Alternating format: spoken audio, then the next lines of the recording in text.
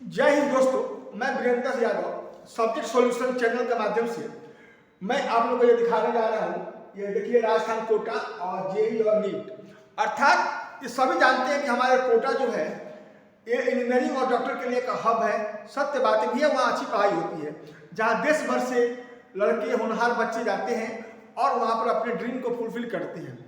लेकिन हमें कुछ ऐसी आज बातें बतानी है कि वह बच्चे जो वहाँ पर जा करके अपनी जिंदगी की कहानी को खत्म कर डालते हैं, अपनी जिंदगी की लीला को खत्म कर डालते हैं। अर्थात उस कोचिंग में प्रत्येक महीने होने वाला टेस्ट और सामाजिक प्रेशर, कहीं के गार्जियन का प्रेशर इतना ना ज़्यादा भारी हो जाता है कि वो जिंदगी समाप्त कर लेता है बच्चा।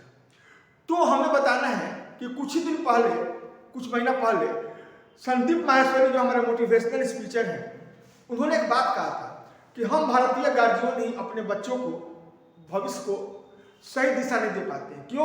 क्योंकि हमारे बच्चे जो भी बात बोलते हैं उसे हम मान लेते हैं, लेकिन बात मान तो लेते हैं, समस्या ये है कि उस पर सोचते नहीं हैं कि उस बच्चे का हम लोग बात मान करके उस रास्ते पर यदि हम भेज रहे हैं तो ये मेरा बच्चा सक्सेस होगा कि नहीं।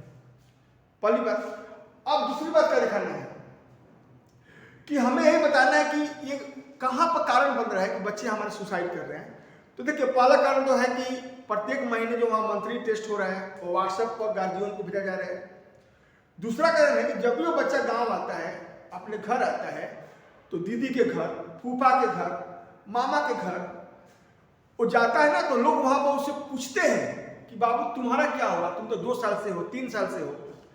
कहीं कहीं तो गार्जियन भी बोलते हैं कि तुम्हारे दोस्त जो साथ में गया वो पास हो गया, तुम्हारे मामा जी के गांव का लड़का पास हो गया, तुम्हारे जीजा जी के गांव का लड़का पास हो गया, तुम्हारे फूफा जी का लड़का पास हो गया, तुम क्या कर रहे हो। तो ऐसी भावना बच्चों को हार्टली टच करती है।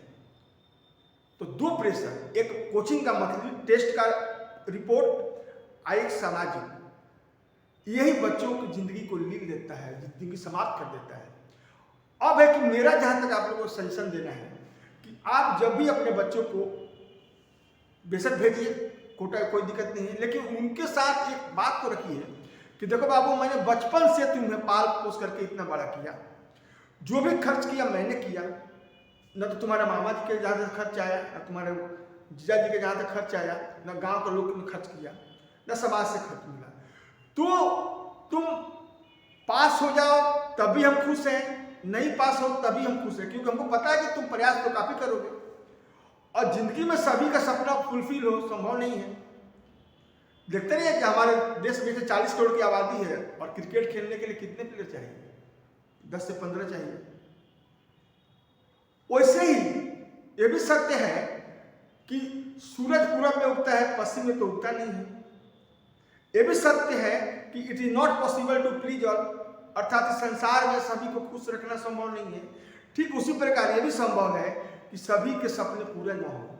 इसीलिए बाबू, तुम यदि सक्सेस नहीं होना तो कोई बात नहीं है, हम तुम्हें कुछ नहीं बोलेंगे, हमारे समाज से कुछ मतलब नहीं है, तुम्हारा जिंदगी चाहिए, ये मेरे लिए सबसे बड़ी बात है।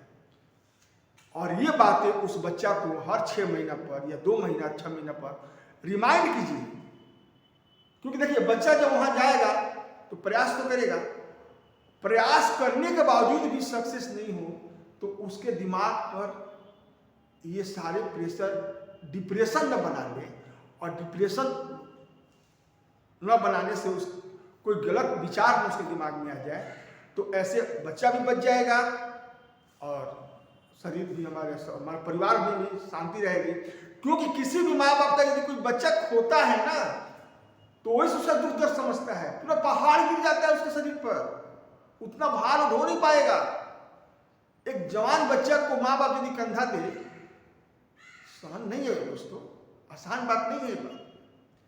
इसीलिए अपने बच्चों को ये सुझाव देते रहिए, और बेशक बेहिचक यदि इच्छा है, आपका आर्थिक कंडीशन अच्छा है, तो बच्चा को भेजिए, राजस्थान भेजिए, जेईई कराइए, नीट की तैयारी कराइए, लेकिन मैंने जो बात कहा उस पर आप ख्याल रखिएगा। आगे अपना क्या आपका ख्याल रहेगा हमें जरूर कमेंट करके भेजिएगा।